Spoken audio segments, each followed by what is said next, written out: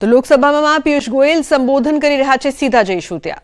Tariff से कम है, जिससे अमेरिकी बाजार में भारत की निर्यात प्रतिस्पर्धात्मकता में वृद्धि होगी। यह समझौता भारतीय निर्यातकों को विशेष रूप से श्रम प्रधान क्षेत्रों और विनिर्माण में महत्वपूर्ण तुलनात्मक लाभ भी प्रदान करता है।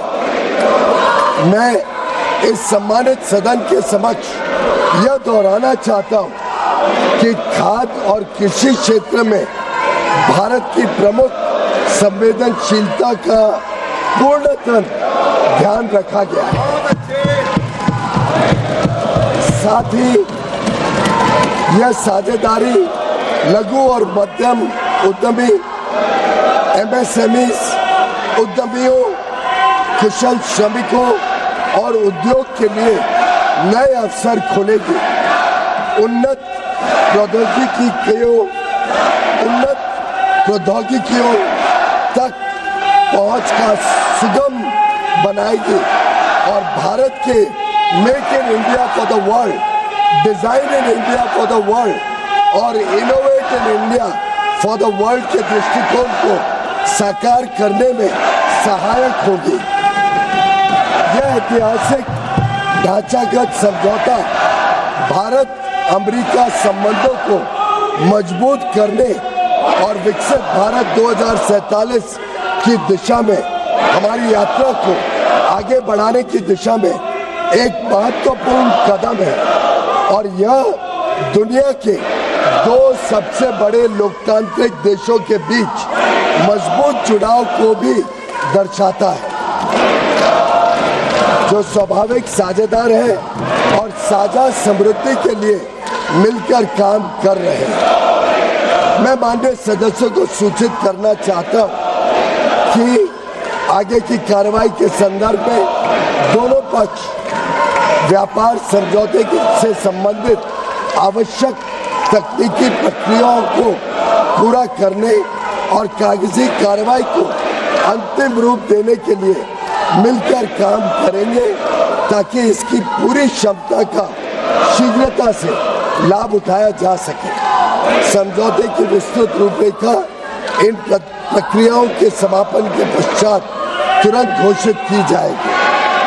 माननीय सदस्यों को भारत के ऊर्जा स्रोतों से संबंधित उन मुद्दों की जानकारी होगी जो इस समझौते पर हुई चर्चाओं के दौरान उठाए गए हैं। मैं स्पष्ट करना चाहता हूं, जैसा कि सरकार ने कई बार सार्वजनिक रूप से कहा है कि 140 करोड़ भारतीयों की ऊर्जा आवश्यकताओं की सुरक्षा सुनिश्चित करना सरकार की सर्वोत्तम प्राथमिकता है।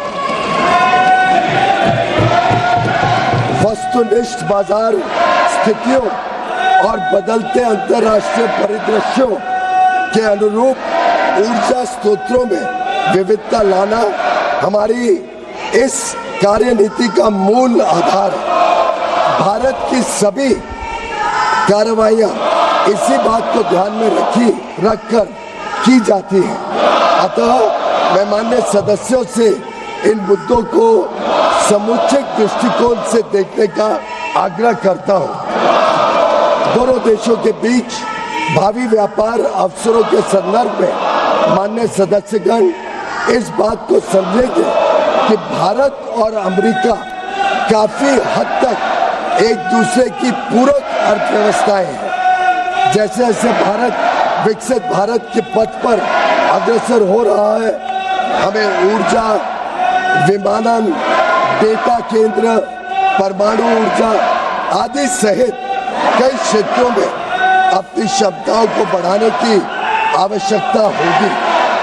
अमेरिका इन क्षेत्रों में दुनिया का अग्रणी देश है, इसलिए हमारे लिए इन क्षेत्रों में व्यापार की संभावनाओं पर ध्यान केंद्रित करना स्वाभाविक है, जिससे न केवल हमारी खरीद में बल्कि हमारे अपने निर्यात में भी विस्तार होगा। हमारा अनुमान है कि तुलनात्मक लाभ के परिणाम स्वरूप कई क्षेत्रों में भारत का निर्यात अमेरिका में भी काफी बढ़ेगा।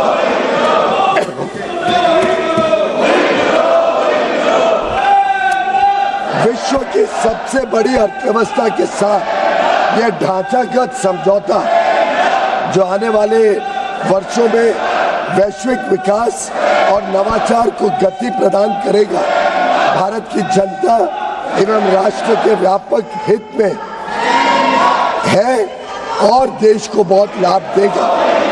यह विकसित भारत और आत्मनिर्भर भारत दोनों को सशक्त बनाता है। हम अपने देश के लिए माननीय प्रधानमंत्री जी के इस दृष्टिकोण को साकार करने की दिशा में निरंतर कार्य करते रहेंगे। धन्यवाद महोदय।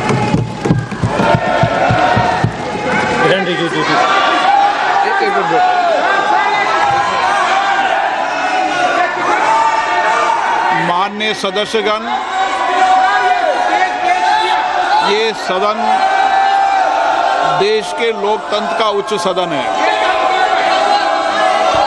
और आप सभी दलों ने समय समय पर इस देश के अंदर अलग अलग कालखंड के अंदर सरकार में भी रहे,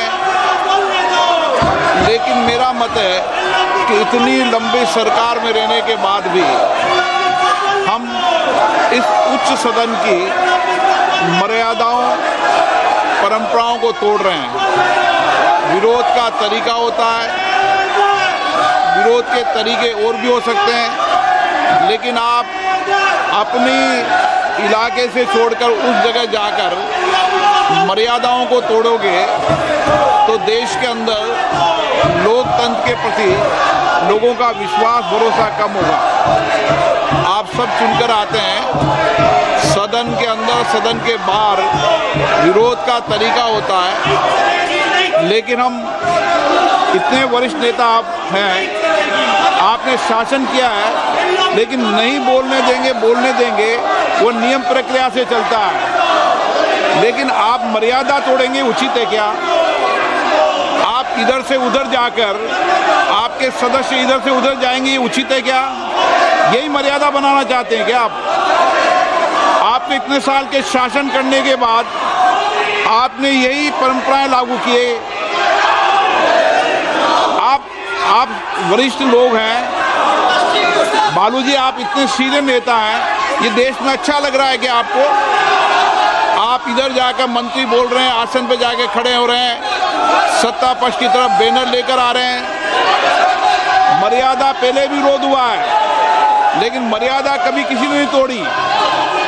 आप शासन में रहे, ये प्रतिपक्ष में रहे, तब भी विरोध हुआ है, लेकिन मर्यादाएं कभी नहीं तोड़ी। लेकिन आप जो मर्यादाएं तोड़ रहे हैं ये उचित नहीं है। आप शासन को ये मजबूर नहीं कर सकते। मैं आपसे पुनः आग्रह करता हूं, आप मर्यादा रखें, अच्छी परंपराएं रखें। विरोध का तरीका हो सकता है आपका,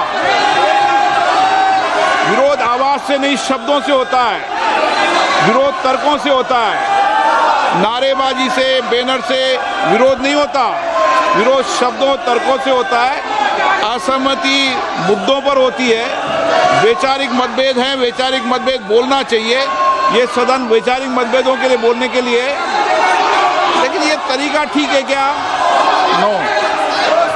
अगर आप यही तरीका अपनाना चाहते हैं तो अपनाएं। मेरा एज अध्यक्ष के नाते आपसे आग्रह रहता है, सदन से आग्रह रहता है कि सत्ता पक्ष हो चाहे प्रतिपक्ष हो, सदन की मर्यादाओं परंपराओं को बना के रखें। ये सभागृह आपका है, आप इस सभागृह का जितना अपमान करेंगे देश आपको देखेगा, और आप इस सभागृह की प्रतिष्ठा को गिराने का कृत्य कर रहे हैं। इस व्यवस्था के अंदर सदन चलाना उचित नहीं है। मैं सदन की कार्रवाई आज 2 बजे तक के लिए स्थगित करता हूं।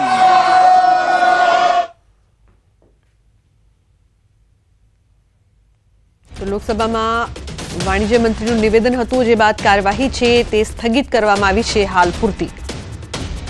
તો વિરોધ પક્ષ દ્વારા જે પ્રકારથી વારંવાર નારેબાજી કરવામાં આવી રહી હતી, હાલ કાર્યવાહી છે તે સ્થગિત કરવામાં આવી છે. ઉલ્લેખનીય છે કે પિયુષ ગોયલ દ્વારા નિવેદન આપવામાં આવ્યું હતું લોકસભામાં, જે બાદ વિપક્ષે હોબાળો મચાવ્યો હતો. પિયુષ ગોયલના સંબોધન વચ્ચે હોબાળો મચાવવામાં આવ્યો હતો. તો વિપક્ષના સાંસદોનો હોબાળા બાદ જે કાર્યવાહી છે તે સ્થગિત કરવામાં આવી છે. લોકસભામાં વિપક્ષ દ્વારા નારેબાજી અને હોબાળો મચાવવામાં આવ્યો હતો. પિયુષ ગોયલના સંબોધન સમયે આ હોબાળો મચાવવામાં આવ્યો.